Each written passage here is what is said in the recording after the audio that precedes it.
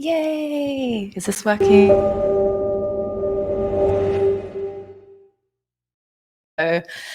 Before I get started, just a little disclaimer. This talk is brand new, so you're all here for the prototype. I will be reading off my notes because I tried my best to memorize it, and it's really hard to memorize a talk. So I hope it's not too distracting that I'm reading off my notes, but I figured that it's probably better for me to just be able to get everything I want to say out rather than panic and forget everything. So, right, let's get into it. Today, I'm going to be talking about how we forge meaningful connections with audiences through marketing. Why is it important for us to be talking about this at Develop? Well, the landscape of marketing and advertising has always changed fairly rapidly, but even more so today in the era of social media and TikTok. For about 10 years, viral marketing has exploded, and it seems to be the buzzword that studios and products want to chase because they think a viral hit will solve all their problems. The problem with this is that trend and viral marketing means exactly that. It's just a trend, and trends fall off. They don't always have the staying power with audiences, and definitely not how they used to when online viral marketing first became a thing. Think freaking solar roadways or the dreaded Coney 2012. Those lasted forever. You know how when they talk about high and low GI foods or the glycemic index, this concept is similar. Trend marketing is high GI. Your chocolates, your refined sugar, your fries, they satisfy that craving for instant gratification before falling off massively. Then there's low GI foods, your green veggies, fruits, lentils. They're not as in your face, but they last for a long time and they help us feel good from the inside out. That's essentially what I want to talk to you about today, low GI marketing. By the end of this session, I hope you'll feel less overwhelmed by what kinds of marketing you can do with your studios and products and start thinking about the principles that I'll talk about today, how it can be applied to you and your products. Hopefully, you'll even feel a bit excited about starting or continuing this journey. So who am I? Who the hell is Atomhawk? Well, we're a concept art and design outsource studio for games. Our mission is to be the go-to art partner for the games industry. We work with some of the biggest names across the world. Here are just a few. And we currently have 3 studios across the UK and Canada. And we recently opened a technical art studio last year. If you were here at Develop last year, you may have heard my colleague Nader talk about the future of concept art. It was really great. We cover everything in the game art development pipeline from conception to release and beyond. You don't need to read all that, just know that we do a lot. It can be as early as creating the mood pieces for a game pitch for a green light, or it can be supplemental ongoing artwork for a live service game. Here is just a tiny fraction of the work that we do for our clients. I'm Justine, this is my power walk, and I've been the marketing manager for over 3 years now. My background is in indie game development, and I got my start in Australia, first as a game artist and later into marketing and community management. I was actually thrust into being in marketing. I don't have a degree for it. I didn't go to university for it. I really hope this highlights that while marketing may seem really overwhelming to you, it is something that is achievable for everyone, regardless of their background or education. Something I'm really proud is that I've been able to bring my passion for community management into my marketing role at Atomhawk. I believe this is really the key when it comes to forging those long-term relationships with your audiences. So back to the question of this talk. How do we build marketing campaigns that forge real connections with our audiences? I hated pop quizzes in school, so I'll make this easy for everyone. The answer is authentic marketing. What the hell is authentic marketing, Justine? In the plainest of terms, it is communicating the truth in an engaging way. So why is the truth important in marketing? Our society is really smart when it comes to marketing and advertising these days. I think a lot of us have come to expect the marketing that we're exposed to is just lies. For example, how many of us have bought a product and it was received totally not as described? And that's a real shame because the trust that you have with your audiences and your buyers is the most valuable thing that you can have. And when this trust has been so broken down and eroded over so many years and generations, is it any wonder why audiences turn on companies and products and people at the first sign of a mistake? Obviously, some of this is justified because some bad people hide behind a good reputation, but there are also good, honest people who make mistakes and a bad reputation is thrust upon them. So let's just keep that top of mind for this talk, that trust is the most valuable thing that we can possibly have for our audiences. Quick sidebar, and I'd like to introduce you to someone for a moment. His name is Aristotle. You might have heard of him. He's a Greek philosopher, and he developed the concept of the modes of persuasion. If you haven't heard about this before, don't worry, it's really easy to understand. Usually, this concept is used when referring to a speaker or writer, but it can be applied to marketing too, because what is marketing if not persuading an audience to interact in some way with your company and product? So, there are 3 modes of persuasion. First is ethos. This is your credibility, your history. This is how you do things. This makes or breaks whether an audience will take you seriously and listen to you with an open mind. Secondly is logos. This is your data, your facts, how you back it up. This gets your audience to think about the topic that you're presenting. And finally, pathos, the emotion. This is how you connect with people and get your audience to feel something or elicit an emotional response from them. Together, we can use these 3 modes of persuasion as tools to help us build the marketing strategies and campaigns we want to deliver to our audiences. But today, I mainly want to focus on ethos, because it's credibility which is the foundation for building those long-term audience relationships. On the topic of audiences, we can break down any audience in its simplest form into 3 types. A receptive audience is one who is generally supportive or open to the point that you're trying to make. Let's use a game scenario here as an example. You're an indie game studio who specializes in platformers. A receptive audience is one who replies to all your posts, follows all your accounts, buys your products religiously. These are your superfans. One of those superfans is probably one of your parents who puts all your shitty drawings up on the fridge. A neutral audience is one that is not passionate about the topic or speaker and needs to be persuaded into listening to the point that you're trying to make. To use our example, you've just released your first platformer game.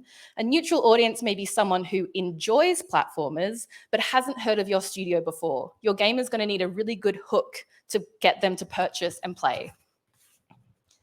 Finally, a hostile audience is one who takes issue with the topic of the speaker. In this instance, before delivering the topic, you would need to convince the audience to take you seriously. Again, our example. At best, this could be someone who doesn't like platformers, who needs to be convinced to give your game a go.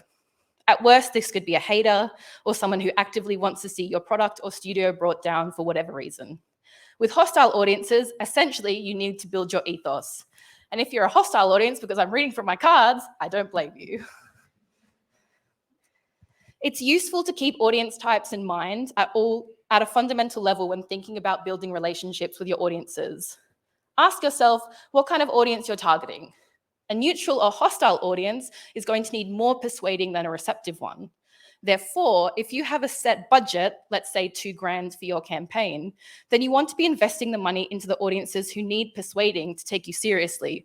Don't blow all your budget on the receptive audience when we already know they're going to buy the product.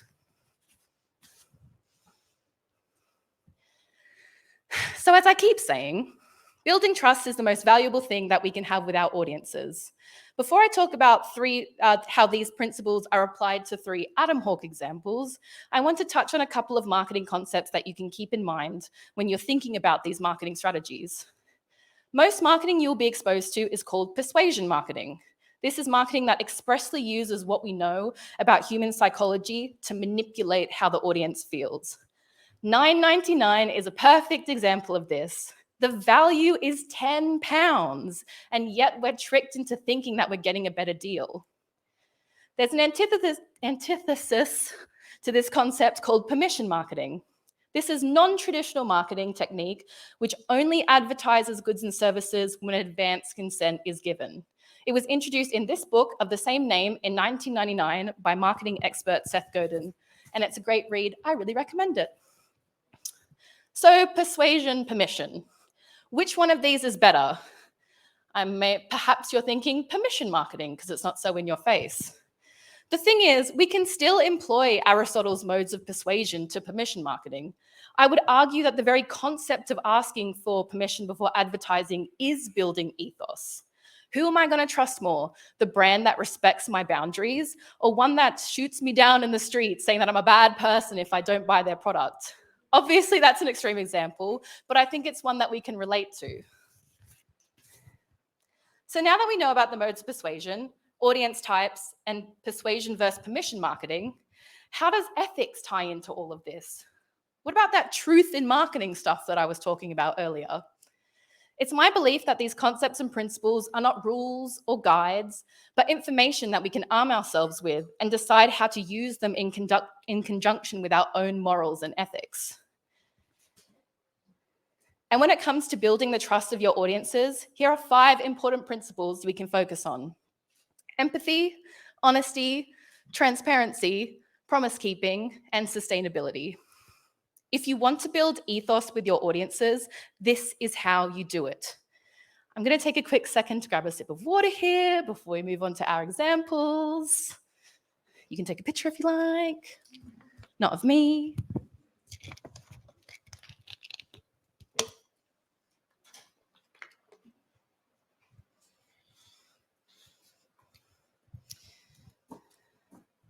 Okay, now that that's all sunk in, and I need to move the mic away from my mouth.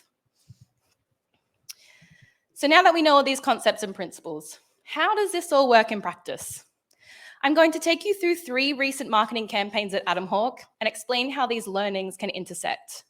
Though rather than you just listening to me and take what I say at face value, I encourage you to instead think about similar cases in your own studios or in your products and how you might approach these instead. If we're going to talk about honesty in marketing, then I think it's important to touch on Atomhawk's values as a company. Burnout and crunch is unfortunately normalized in the games industry. We all know this, and we know how many lives it has destroyed and how much emerging talent we have lost because of it. This is especially bad in outsourcing studios. Atomhawk has developed a process to counter this. Making high quality work takes a long time, a lot longer than people expect. And whenever we can, we always want to underpromise and overdeliver on that high quality work, to not only do the best job possible for our clients, but to also protect the well-being of our team. Today, Atomhawk continues to embed this mission purpose in 3 key areas. High quality work. We work with some of the biggest AAA studios in the world, but we also work with smaller studios and independents. Across the board, no matter who our client is, quality is key. We do this by having a large production and leadership team who accurately scope out projects to set our art teams up for success. Work-life balance. Speaking of production, it is this and proper project scope which allows us to disconnect at the end of the day, which is vital to creativity and allows us to create the best artwork possible for our clients. We know what it looks like when artists burn out and when they lose their spark, and we don't want to see that happen to our team. This is especially as important as concept artists. We're often on the forefront of new ideas, and we always need to keep our mind fresh. Finally, giving back. Concept art and technical art is a niche field, and Atomhawk, being one of the largest in-house congregations of concept artists and designers in the world, gives us a really rare but important opportunity to share what we've learned back into the art community. We've done this over the years by releasing countless video tutorials, speaking at schools and universities, conducting portfolio reviews, running a yearly art competition, and more recently, releasing a 6-part free e-learning series with ArtStation. So if these are all Atomhawk's values, how do we communicate this? How does this help us build long-lasting relationships with our audiences? I'll first talk about Atomhawk's new brand update and website. When we approach any new marketing campaign, we should always ask ourselves, what is the problem that we're trying to solve? We want to avoid doing marketing for marketing's sake. It's expensive. It doesn't need to happen. This was the problem. It was an internal one as much as an external one. Our team didn't feel like the branding of the website at the time represented who we are and what we did anymore. We have a diverse team, and yet the branding felt too masculine. Our tone of voice was too passive, and our team wanted to see us as a brand be more confident. Finally, the website hadn't had a major update since 2015. That's 7 years. We were running into an issue where potential clients were only seeing us as a concept art studio, despite now having 3 studios across 6 service lines and being an end-to-end art partner, not just a concept art house. Overall, we weren't doing a great job of telling that story on the website. So who are our audiences here?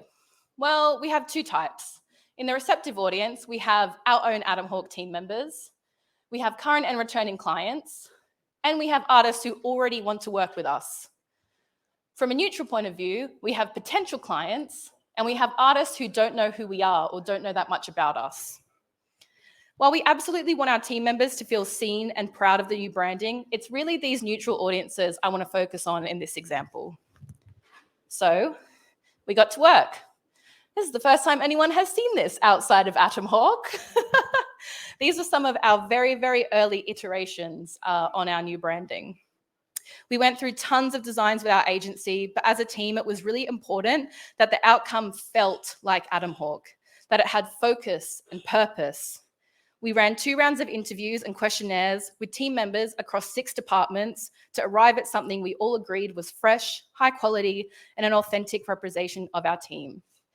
And finally, this is always the part where it stops. This is our new homepage. Woohoo! The entire presentation you're actually viewing is part of our new branding. At every touch point, we want our audiences to feel like they're having a consistent experience with the Atomhawk brand. So for our potential clients, one new feature we added to the website is the Our Approach page.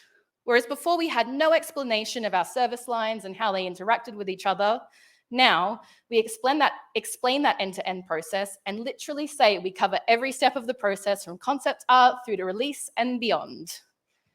Additionally, on our contact page, we added a feature so when you want to discuss a new project, you get a drop-down, and the first option is co-development, as these are the kinds of projects that we want to be working with. This leaves our potential clients to be better informed about how we can work with them on their projects. Secondly, those potential employees who need convincing to work with us as a neutral audience.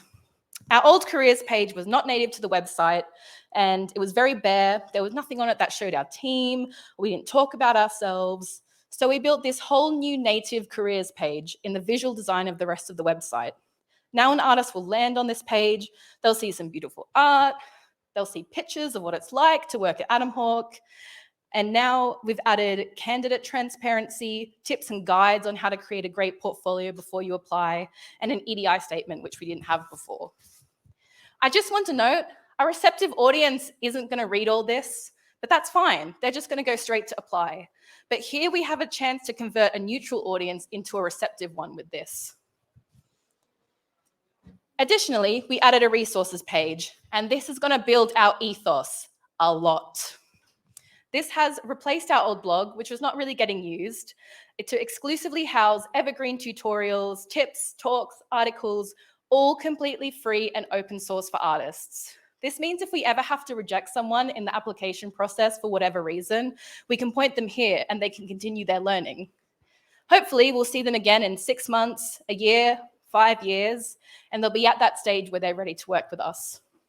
When I say low GI marketing, this is what I mean. This is building long-term, honest, authentic relationships with people. So even if they only land on this resources page for a second, click off and forget about it, maybe in a few months, they'll be thinking, hey, who was that studio that had that resources page? And they'll come back. We know that when people repeatedly see something, they remember it better. Every one person converted to a receptive audience is a huge win and should be celebrated and nurtured. Every single receptive audience member that you have is so, so special and important, so never take them for granted. That includes that parent from before. So on to our next example. I really want to talk about the Atomhawk art competition.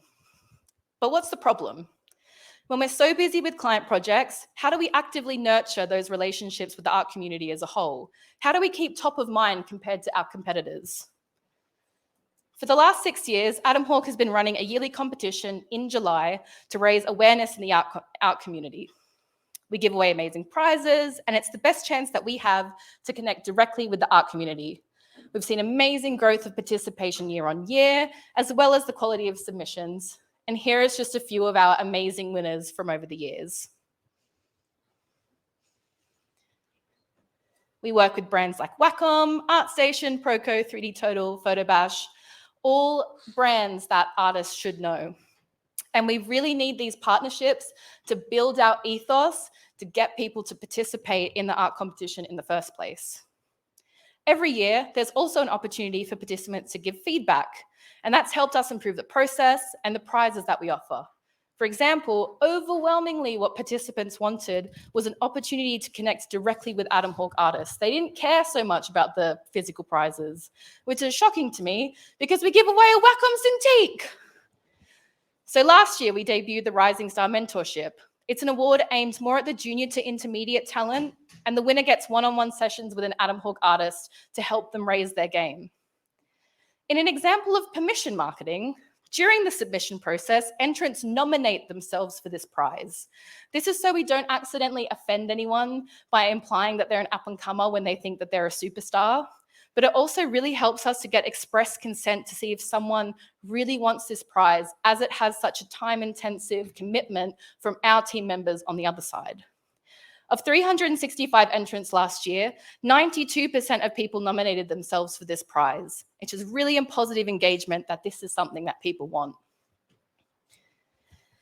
Additionally, in 2020, only 4.2% of submissions had been a previous entrant, whereas last year that number raised to 11.5. This is really good to see because it means that the art community is starting to associate July with the Atomhawk art competition. Many of these artists may not be ready to work at Atomhawk yet, but hopefully they're going to have a positive experience with us through this art competition before they've even stepped foot in our offices, before they may have even applied. And our final example, see, short and sweet, not going to keep you that long. And potentially my favorite example is Studio Quest. So what was the problem here? Well, there actually was no problem. Through the art competition, we've always advertised on ArtStation, which is the portfolio platform where we find the majority of our talent. Because of this, we formed a really great ongoing relationship with the folks over there. This is what their site looks like. Last year, as part of our social media improvement strategy, we wanted to hone in on Instagram and ArtStation especially, as this is where we see the most engagement and growth. So I just reached out and I asked if I could have a call with them to discuss how we could make the most of the ArtStation platform. Not what they could do for us, but how we could better their platform. This led to a call with the CEO, did not expect that to happen, who told us that they were planning to make their e-learning platform free forever and wanted more content on it for when this announcement was going to go live. Thus, Studio Quest, our 6-part series in collaboration with ArtStation, which takes viewers through a day in the life of a professional concept artist, all for free forever.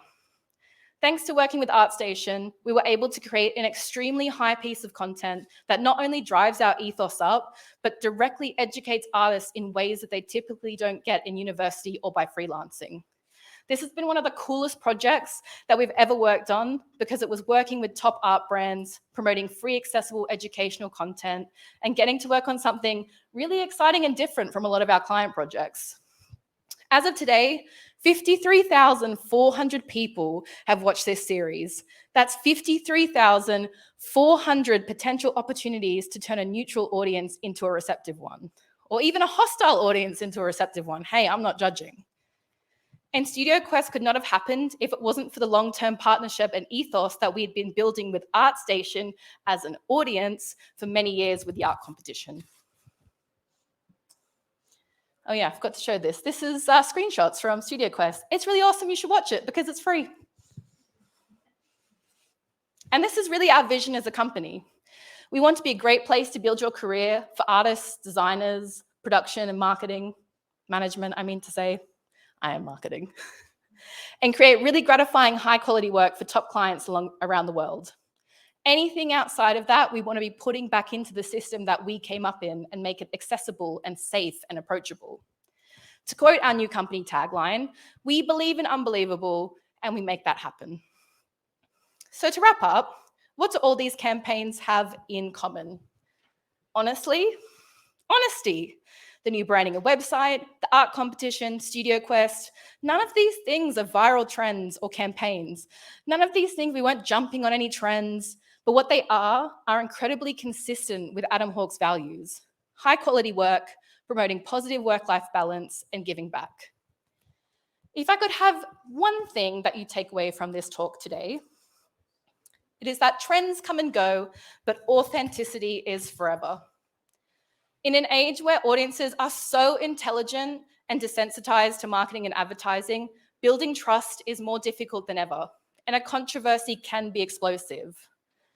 But what even is controversy? Well, at its core, it's dishonesty. Nobody wants to be lied to or have the facts overly exaggerated or embellished for no reason.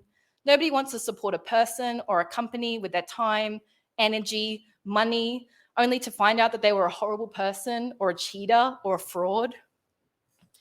As a company, ask yourself, what do you stand for? What is important to you and your entire team? Internally and externally, you have to follow through on what you say you're going to do. And if you mess up and stumble along the way, you have to own up to it and be prepared to take on those consequences. Throughout all my marketing career, I've always tried to focus on three things: authenticity, consistency, and kindness.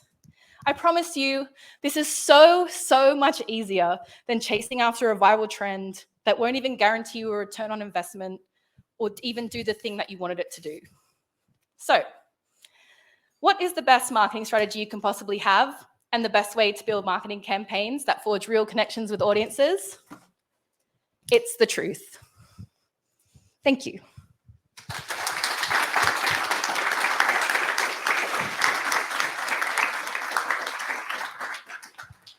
I know this is a short presentation, so we probably have time for questions. Don't shout them out. They'll bring a microphone.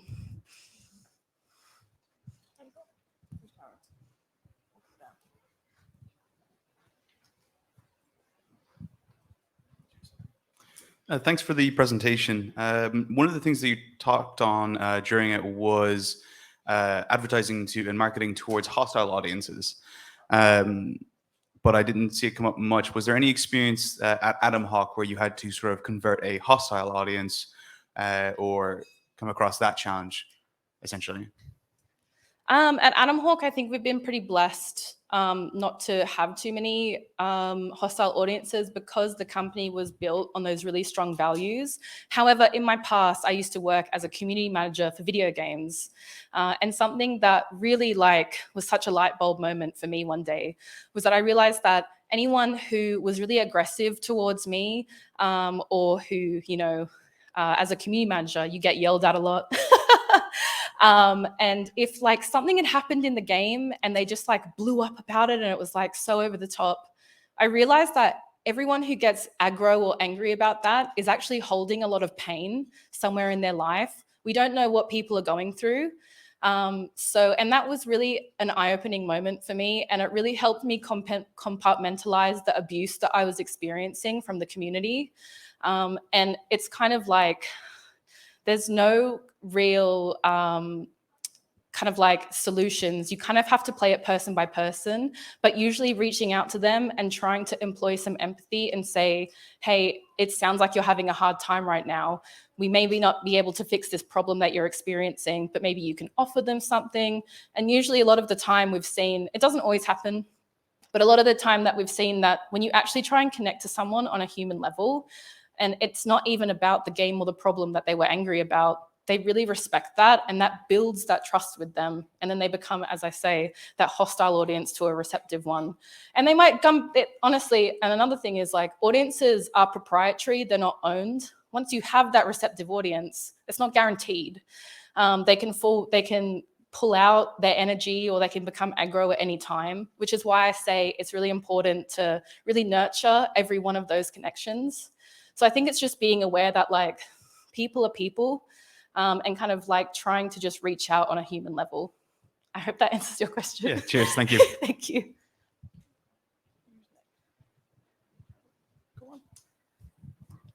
Hi, my question is about doing it yourself, the marketing, versus getting someone else to do it. So I've just started a game studio, so we don't have a lot of money. So I'm trying to decide what my strategy should be. I'm not really into social media, so and I don't have much experience in the marketing side. But it kind of feels like if I choose either of those routes, authenticity is going to be a challenge, either to pay somebody who cares less about my business to market it for me, or to do it myself when I don't really feel like very comfortable in that environment. I think in that case, it's really good to kind of write down what your brand values are. Before you even think about marketing, I would go back and just kind of Google and research what questions you should be asking yourself as a small business, as a brand. You'll get a lot of stuff like, why do you wake up in the morning? Why do you, all this like philosophy crap. But it's actually really helpful to write it down. When we did this branding exercise, the agency we worked with came up with 4 company drivers. They're like a supergroup, creative freedom to grow, diversity in common, and it all kind of really is corporate BS. But what it helps give is that sometimes, especially when you're like a singular person working on this thing, it's so easy to lose your way. And even me, someone who works with a large company, I easily lose my way when I'm getting involved in these projects. And it helps me to kind of come back and say, what is our mission as a company? What are our drivers? What are the things we care about? And at that point, I start to get a bit more clarity on actually what the mission is and what I'm trying to achieve. I don't think I can answer your question as of like how you should market your company as a like singular person, but I would really recommend, which is something that not a lot of small businesses do if they don't already have experience in branding, is really sit down and like key out, what are we doing here? Why are we doing this? And then when you bring in and have the opportunity to reach out to marketing people, ask them questions, have a coffee with them, you kind of have this thing ready to go where you're like, this is what we care about. And it's so much easier for someone, even if you're like, something I also learned was like, just ask someone a question. You have no idea the free knowledge that people might be able to share with you. But if you come armed with that knowledge of like, this is who I am, this is who we are, this is what we're trying to do, it's so much easier for that person to make their time more efficient and to give you that advice for that kind of like lead of where you need to go. Great, thanks.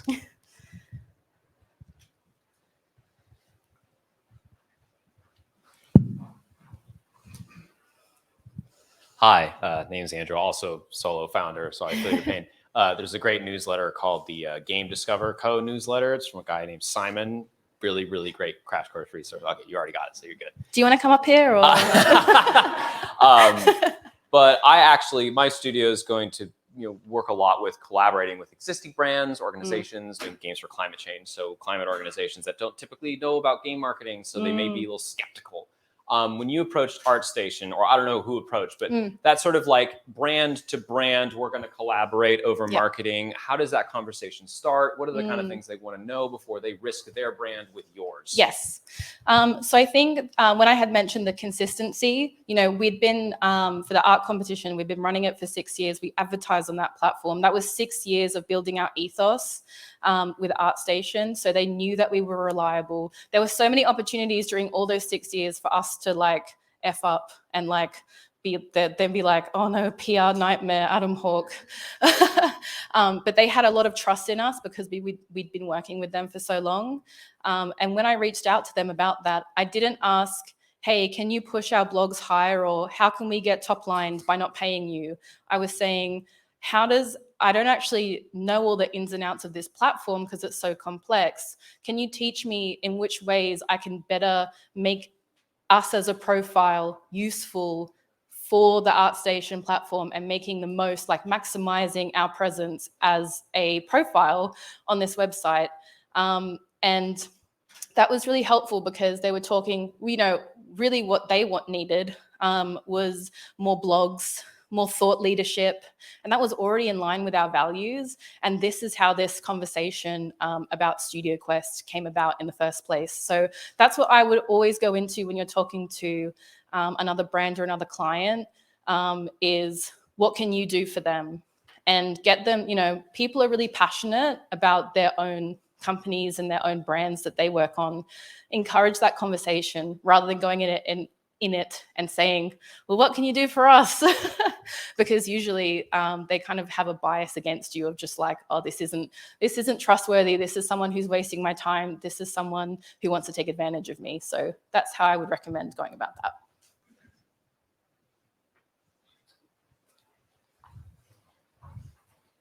These are really great questions. Like making notes to add this into my talk. First of all, thank you for the talk. It was really informative because I'm not on the social media side. I'm on a production side. So it's like really interesting for me. The studio I work for is very small. We don't have a lot of content to put out in the sense of like, oh, here's pretty images or here's stills or whatnot. And it's trying, although we have like loads of heart and we're trying to be like authentic, as you're saying. So I guess what are the best baby steps to like increase engagement with what content we are putting out, especially as like if we did a competition, we wouldn't get like the same kind of response. So it's like, yeah, it's like how to create engagement whenever you're very much at the early stages of a project. I would say that, well, for starters, the first art competition we ran, we got 72 entrants, which, don't get me wrong, that is a lot of people. But at that time, Atomhawk was already an established company of, I think, 7 or 8 years at that point. And now the highest we've ever had was over 500. So, and I think that's what I mean with consistency. It's like, when you post something and you only see 2 people like it, don't get discouraged, because you just have to, as I say, every one person who becomes a receptive audience is so important. And when we talk about super fans, someone who becomes an ambassador for your company or for your product, they are just like, they're worth 200 people, and it just takes that one person. And yeah, I really want to encourage people, like, you don't have to go big with this stuff. It really does start small on a person by person basis. And I think people also forget the importance or how powerful word of mouth can be. I think social media this is a completely different topic for another day, but social media has changed a lot since COVID. And it's become a much different platform than we're used to. And I think people want to, with the rise of something like Discord, what Discord really is it takes away that public forum, and we're coming back to smaller groups. As humans, we're used to only really being part of a community of like 30 humans running around and like getting meat to eat. And that's kind of what, as humans, naturally, we want to kind of always want to go back to. I think there's been this explosion of social media, and we're starting to not regress, or maybe progress, I'm not sure. But we want to go back to those real connections with small groups. So I would just say, keep sharing that passion, keep sharing that authenticity. Don't feel disheartened. If you can, if there's something you always share on like the same day every week, and it's just one little thing, that is really helpful, because people will start coming back and they know that, okay, at 10 a.m. on Friday, I'm going to get my new shot of content. So that's what I would recommend.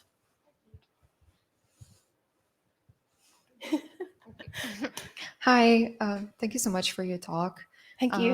And it's really great to meet another fellow community manager.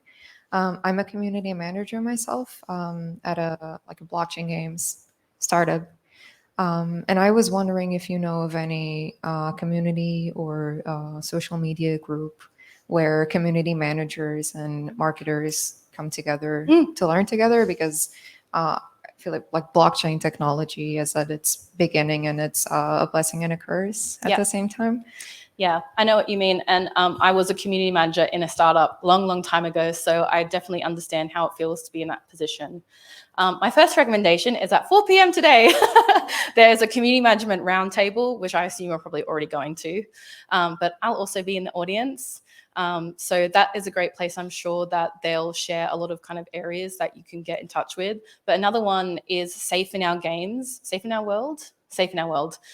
They're actually here at this conference. Last year, they did a fireside chat about kind of like the health of employees in games. And something that came out of that is they actually put together it's like a course, or it's like a course that specifically for community managers, because we're so underrepresented in the game development sphere, that helps teach and educate you on like how to kind of get through these traumatic experiences, but also who to connect with. So those are my 2 recommendations: Safe in Our World, and also go to the community management talk at 4 p.m. today. Thank you. What is the time? Thank you. Hey, thanks. Thanks for the talk. It's really interesting. It's in the same kind of area as my business. I work with a company called Other Things. So we're a creative agency. We work with a lot of video games companies. And we produce a lot of, websites and design, video kind of stuff. And we find that there's 2 general ways of working. And sometimes we need to get really integrated with the team and work really hand in glove with the teams embedded within the studios or publishers that we work with. And sometimes they just want us to take it away, disappear behind a curtain and come back. Ta-da, here you go. We find, well, I'm asking you the question. So what's what we find? Which do you find is the best way of working? I think working with stakeholders is like, as I said, when we did the questionnaire for what we wanted in the new website, like what was really important for us is like, it wasn't just my vision. It was so easy for me that was like, marketing is going to do the new website, and nobody else was included in that conversation. But also the kind of double-edged sword to that is like, the more people you add to this kind of like, and it's often leadership roles of people who already feel like they have quite a lot of authority in their department, it can be really hard to come together on all these things. And I think that questionnaire is really helpful, because when we sent it out, all those interviews that we conducted, it's just a one-on-one chat. It's just a one-on-one questionnaire. You're getting people's, it avoids that like someone raises something and someone else doesn't agree, and then half an hour later we're still arguing the same point. It means that people can just, especially asking like, what do you want to see do better? Don't only ask for things that are going to give positive feedback. And so I think that once that we had all those questionnaires, then we could pull that all together, put that all in a line and say, okay, where are the common threads here? And actually, we all wanted the same thing. We wanted to be more confident as a brand. We wanted it to be less masculine, and we wanted to talk about ourselves more. Those were the very 3 key things. And then when we had that conversation, when we brought everyone in the room, we could say, this is what everybody said. Now we can have a discussion about how we can go more into the detail about stuff. As Atomhawk, we're a very iterative company with our process. When we start an artwork, we do lots of thumbnails. The client picks 1 or 2 that they like. We take that to a little more detail, some color passes. We don't think about it and spend 100 hours of work time and then send them the final image and be like, there you go. and then the client's just like, no, that's not right at all. So I think when you can, not really bringing people into the room, but asking those questions to those stakeholders as early as possible to start to get your pulse on what people are feeling, and then to find those kind of common threads really helps you give a lot of focus and purpose into kind of the direction that you should be going. Again, I hope that answers your question. Yeah, it makes a lot of sense. Thanks. Thank you. Oh, one more. This is the last one. Thank you, and thank you so much for the talk. It was honestly amazing. Thank you. My question is really about managing audience expectation. Yep. I think that when you have a very receptive audience, something I've observed is that they tend to make their own narrative and tend to start to see you as you can do no wrong.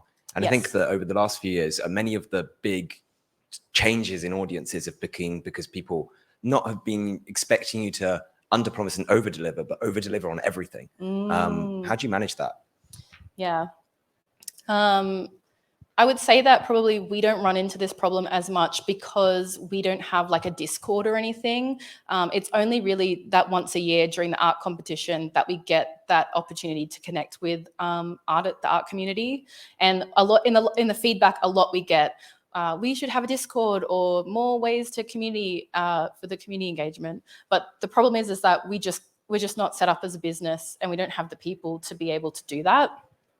But I would say is just like a little bit of pathos. A little bit of pathos goes a long way with kind of explaining that, like, you know, educating your audience on kind of like what your role is and what you do, and that you only have so many hours in the day and that you're only human, and kind of trying to relate to them on that human level. It is honestly really hard. The games industry has been terrible at having users and gamers have these like incredibly high expectations. And like a really good example is, you know, a singular person making a 2-hour game, and someone reviews that game and says, it was amazing, I really enjoyed it, but it was too short, 1 star. Like, what the hell? So I think that just helping to educate people on that process, not only is like people are really interested about that, because everybody kind of wants our jobs. Not in like, oh my God, they're going to take our jobs, but just like people think game development is really cool and it's really romanticized. And I think humanizing that and educating people about that process really goes a long way. Thank you. And thank you for coming to my talk.